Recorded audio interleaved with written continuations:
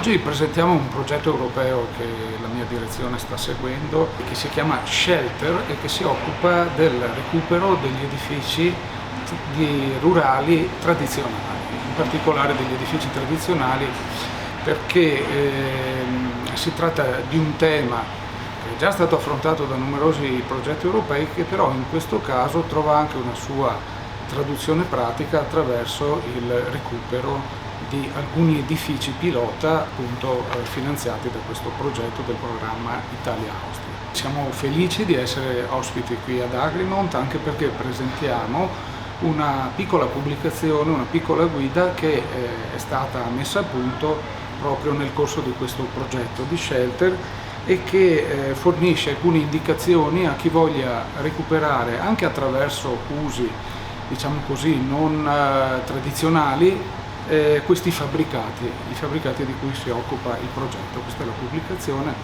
sarà poi distribuita oggi in occasione della fiera e sarà poi disponibile anche presso i nostri uffici. Oggi, sabato 26 marzo, si è tenuta a Longarone Fiere un convegno organizzato dalla Regione Veneto per la presentazione di una guida, il recupero dei fabbricati rurali e le opportunità per la montagna veneta.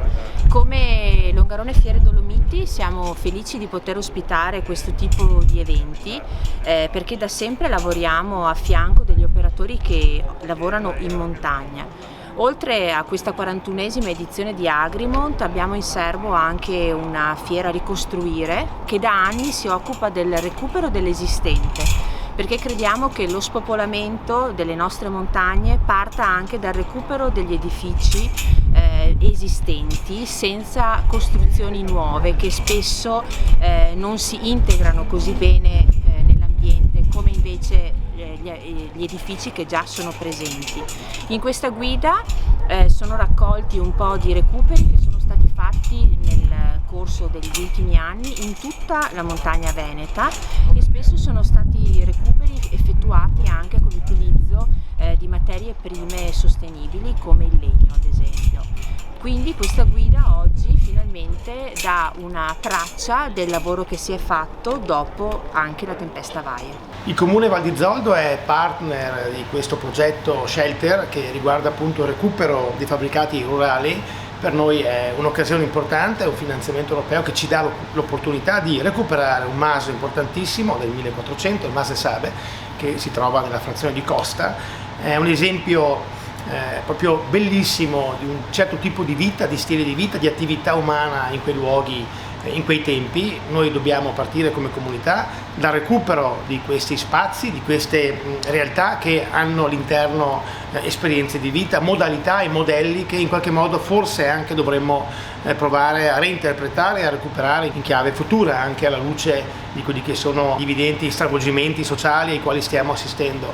Poi naturalmente dobbiamo affiancare alla parte culturale e storica del recupero anche le nuove tecnologie, internet, l'informatica che può aiutarci a mettere questi immobili all'interno di un sistema insieme alle energie rinnovabili per riattivare tutta una serie di attività all'interno di questi spazi. Per noi quindi è fondamentale riportare queste realtà, questi immobili al centro dell'attenzione e della vita della comunità locale. Lavoro in Eurac, che è un centro di ricerca di Bolzano.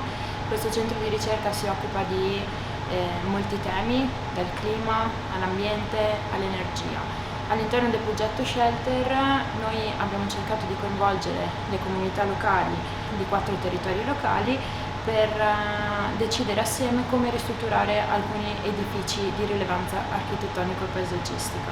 Ho partecipato alla stesura di questo interessantissimo volume con un intervento dedicato a specificare bene quali sono gli incentivi oggi utilizzabili per poter mettere in efficienza energetica e in sicurezza sismica gli edifici diciamo in aree montane. È un argomento complesso che è sempre in evoluzione, per cui cercare di dare delle indicazioni specifiche, precise su come sfruttare al meglio questi incentivi, questi bonus, qualcosa di interessante da poter poi avere scritto e pubblicato. Diciamo, nella giornata di oggi entrerò nel merito di quello che è il capitolo dedicato a questo aspetto e eventualmente rispondendo a domande sul tema.